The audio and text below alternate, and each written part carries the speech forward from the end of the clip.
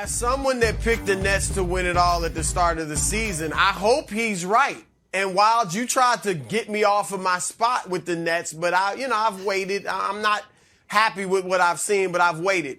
But here's what I'll say about Harden. No, I'm not ready to say he's back. I'll give it a maybe. Wow. But 2 games without Kevin Durant and now Kyrie Irving, since he's coming back, that doesn't tell me anything about what Harden's going to play like when they are there, particularly when KD's there. And my main problem, Nick, with Harden has been that when KD's there, he hasn't played at a superstar level. As disappointed as I've been in him, I've never really had any doubt that if he's the only star and he's going to get up 25 shots, that he can score 35 points. All right, I knew he could. I felt like he could do that even this season when he hadn't played particularly well.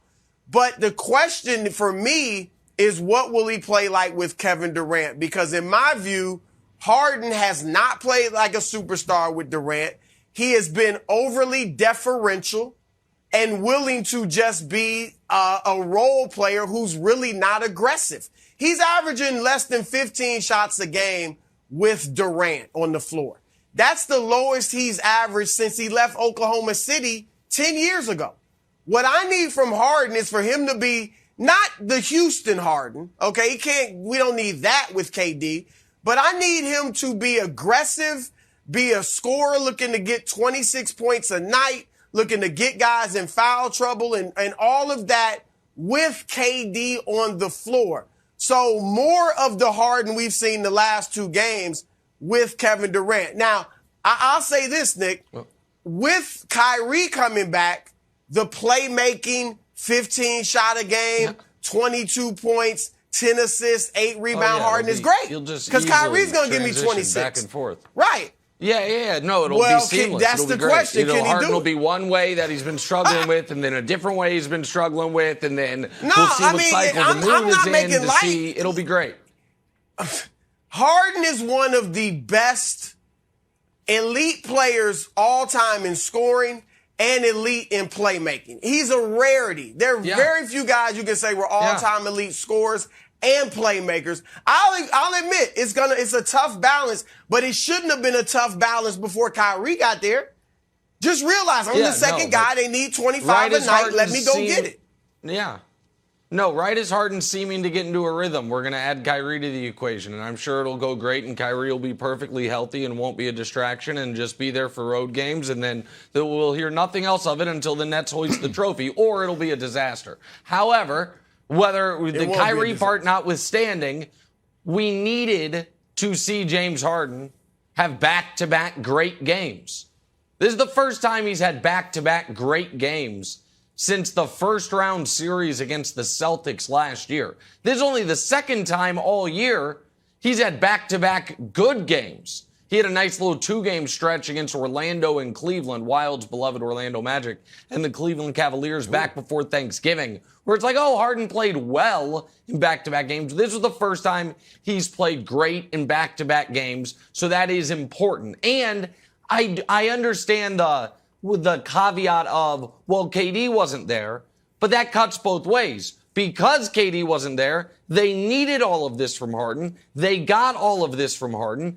If they end up being the 1 seed, it's nights like Christmas and last night where KD's not there and Harden carries them in games that otherwise could have been losses. Now, I know obviously the Clippers are without Kawhi all year and PG as of late and PG for the next month. So the Clippers are not the full-blown team that Broussard fell in love with as he was a child. But still, that's a good win for the Nets. Here's Wild's why I'm not ready to say, all the way back.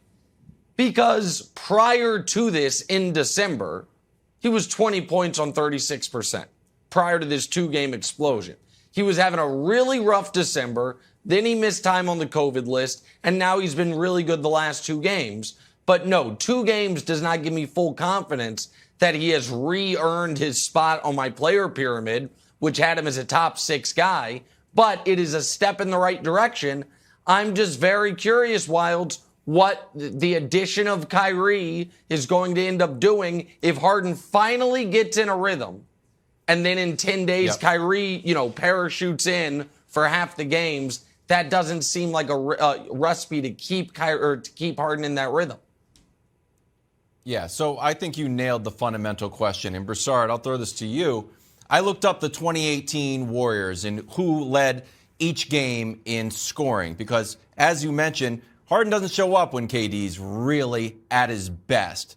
Harden has led the Nets in scoring 9 times, but only 5 times when KD is also on the court. The 2018 Warriors, Steph led the team in scoring for 36 games. Durant had 23 games. Clay had 16. DeMarcus Cousins actually had a game where he led the league, had led the Warriors.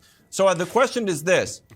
Do you think it's Durant's responsibility, Harden's responsibility, Nash's responsibility to say, hey, tonight is your night? Like, make it a really specific, tonight's your night. Get yours. Or after the first quarter, keep going. I'm gonna play second fiddle. Or do you think it's just Durant's show and everyone else should be a supporting actor?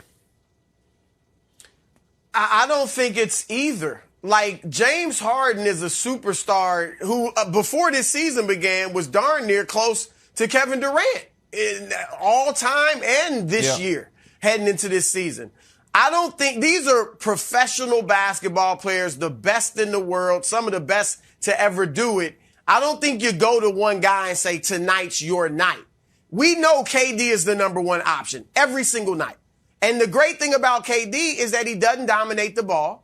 And you can do your thing, Kyrie or Harden, and just as long as you pass KD the ball, he's going to get you close to 30 points because he can catch and shoot and he can do it efficiently and he do it without a ton of touches.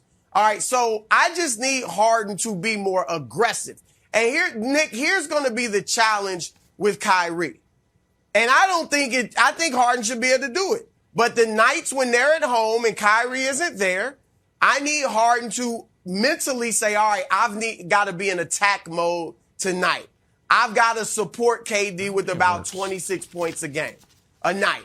And then when Kyrie's there on the road, like he did it last year, he kind of bounced back. You go to being the playmaker, and if you give me 20 points and 10 assists, that's fine, because Kyrie's going to give me 25.